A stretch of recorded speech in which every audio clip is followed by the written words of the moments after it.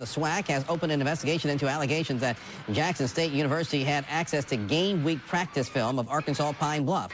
The allegation was made on October 31st, 2 days before JSU played the Gold Lions in Jackson. The Tigers won that game 41-3. Allegations brought to the attention of the conference. After working with the conference office and having full transparency into our program, no violations were found, and the matter was closed, end quote.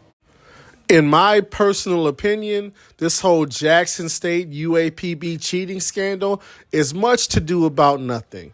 For those of you who may not have heard or don't necessarily know what's going on, basically what happened was a few weeks ago, Jackson State played UAPB. They beat them 41-3. Later on, there were allegations that Jackson State had access to UAPB's week of practice prior to the game. Now, let me just say this. If you are secretly recording somebody, that's wrong. If you're breaking into facilities and taking things without permission, that's wrong. If you are hacking into things, anything you got to do sneakily or, against the law in order to get a competitive advantage, that's cheating. In this particular situation, even if it's true, I don't consider it cheating. So let me put it to you like this.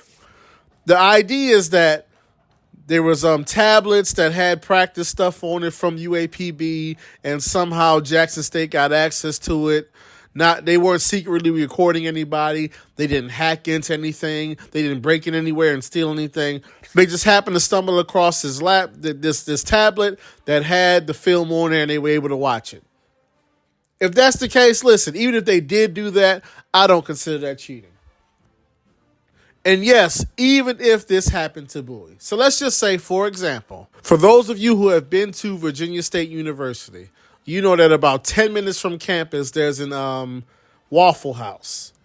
And so let's just say, for example, that Bowie State, the week leading up to the game versus Virginia State, they went to the Waffle House and they had a playbook or a tablet or whatever, and some player, not being responsible, leaves the information sitting right there on the counter at the Waffle House.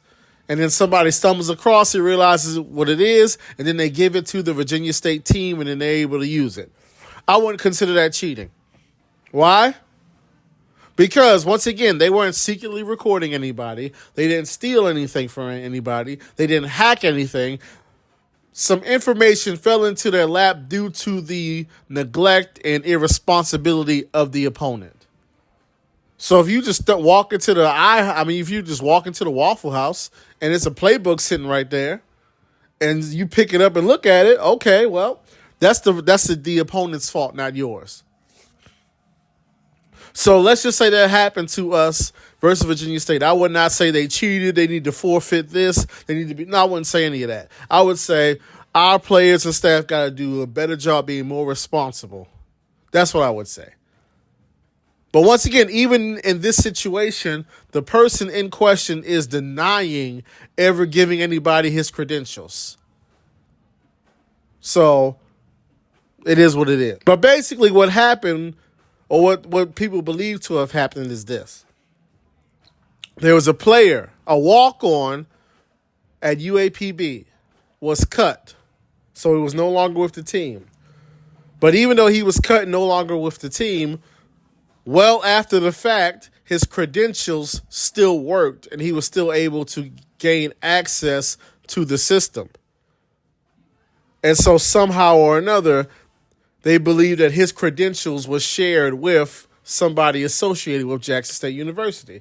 Once again, he denies that he shared it with anybody or that he helped anybody do anything, right? But let's just say he's lying and he did give them the password, or whatever the case may be.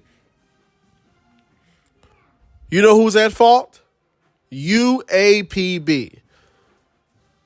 This individual is no longer with the program. His access is supposed to have been restricted. It's that simple. You're supposed to have systems in place, and you're supposed to have somebody whose job it is to say, okay, these people are no longer with the program. Let's restrict their access to our film, our practice, our plays, all of that. That's somebody's job to do that. At least it's supposed to be. So if you don't do what you need to do, and it's just very out there for anybody to have access, well, guess what? That's your fault. That is your fault. It's really that simple. There is no way that other schools in the conference should be able to that easily access your information. You are supposed to have strong restrictions on who has access to what, how long they have access, when access is taken away. There should be some two-step verification so not just everybody can just get on it. All of that. The fact that you didn't do that is a you problem. It's really that simple. So once again, if Jackson State did have access to these things, oh well. That's a UAPB problem, in my opinion. What do you think?